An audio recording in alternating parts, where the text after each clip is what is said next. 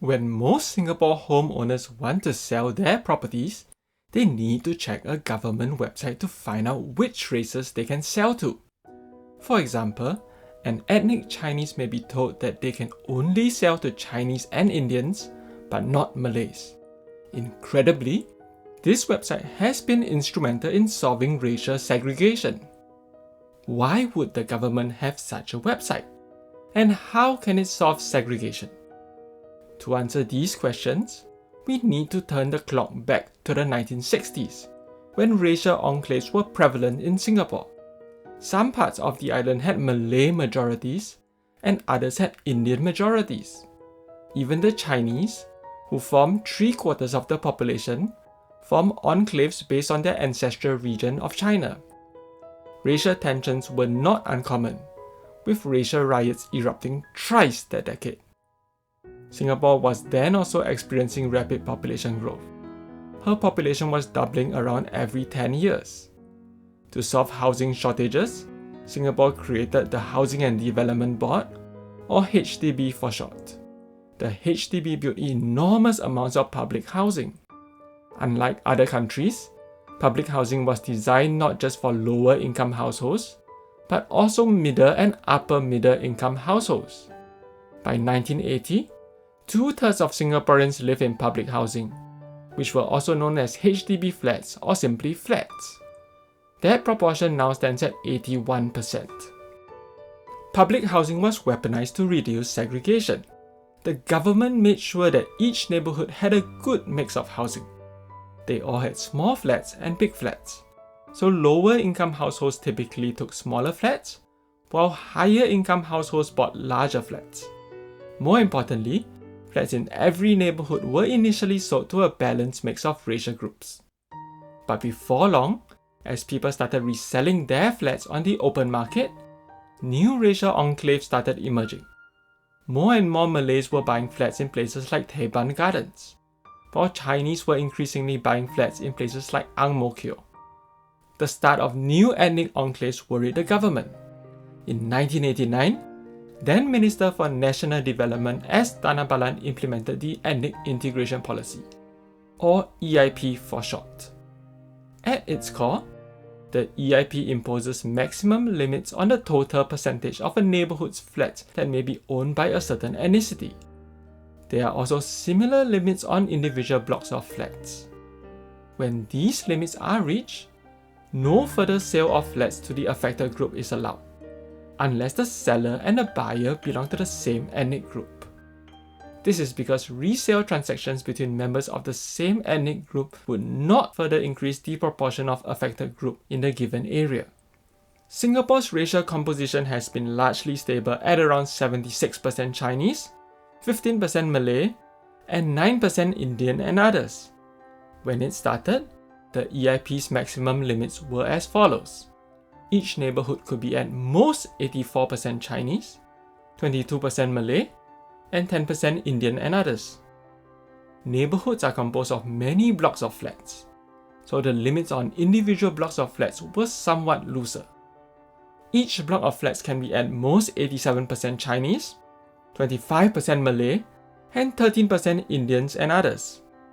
So, for example, if 25% of a block of flats was already owned by Malays, then Chinese owners would not be allowed to sell their flats to Malays. They would be able to sell to other Chinese, as well as Indians, if the quota for Indians had not been reached. Only Malays could sell to other Malays. In 2010, the maximum limits for Indians and other races were revised upwards slightly, while the quotas for Chinese and Malays remained the same. The exact racial composition of each block of flats and neighborhood isn't public information. However, a government website tells prospective flat buyers and sellers which races they may transact with.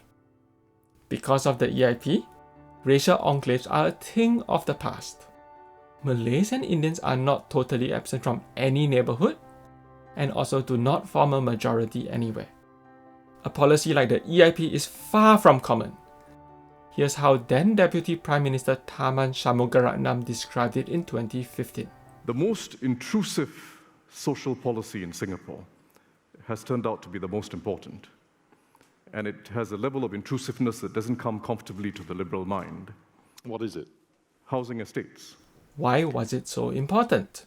Because once people live together, they're not just walking the corridors together every day, taking the same elevator up and down. Their kids go to the same kindergarten. Their kids go to the same primary school. Because all over the world, young kids go to school very near to where they live. And they grow up together. The lessons coming out of Baltimore, the lessons coming out of France's large cities, the lessons coming out of all our societies show that neighborhoods matter, place matters, where you live matters. It matters much more than economists thought.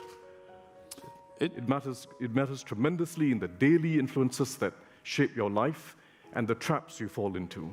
To some of us sensitive flowers in the West, the authoritarianism that underpins that approach to managing a society feels uncomfortable to us. Yeah, so that's a caricature. I mean, even The Economist, which is not exactly a cheerleader for Singapore, would say, as it just did in its editorial form of obituary when Mr. Lee Kuan Yew passed away, that Singapore has free, fair, and regular elections. We are a parliamentary democracy, not in exactly the same mold as Britain or the United States, certainly. No, I mean, but we are a parliamentary democracy, and an elected government makes decisions which it feels are in the best interests of the country, today and for the future. And we are accountable for it. In 2021, the government revealed that 1/3 of flat owners were living in areas that had reached their EIP limits. That is, for at least one ethnic group, the proportion of people living in that area was already significantly higher than the national average. And EIP limits are consistently reached across ethnic groups, and not just one ethnic group. To the government, this suggested that preferences for segregation remain strong even after more than half a century of nation building. But with ethnic quotas consistently being reached, problems with the EIP inevitably arise. Sometimes, racial minorities are unable to sell their flats to Chinese, who form the majority. As such, their pool of potential buyers is much smaller than that of Chinese sellers.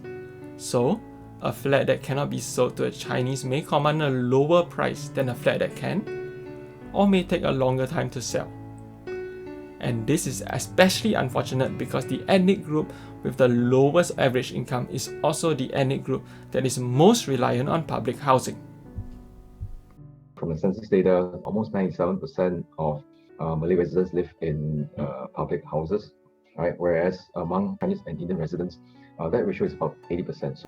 For these reasons, the main opposition party in Singapore has called for the abolition of the EIP, saying that society has evolved and achieved multiracial integration that has gone beyond the need for mandating proportionally mixed neighborhoods.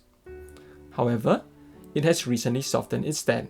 So we still aim to remove it, but until we get there, we have to, as Minister said, even out the rough edges as much as possible, and at some point, I hope in my generation, within our generation, we reach that place where we are race neutral.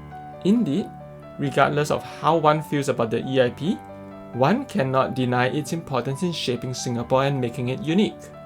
And while Singapore's approach to segregation may not be easily implemented in other countries, the core lesson is that there are huge benefits of learning to live together. People think of Singapore as an economic success. That's what sort of catches attention very easily, per capita GDP and so on. But what was really interesting and unique about Singapore was social strategy, and most especially the fact that we took advantage of diversity, different races, different religions, and melded a nation where people were proud of being who they were, but were Singaporean first. The natural workings of society would not have led it to that happening. Right. Not just in Singapore, but anywhere in the world. The natural workings of society would have just as easily and more likely have led to mistrust, discomfort, bigotry, and what we see in abundance in many countries in the world today.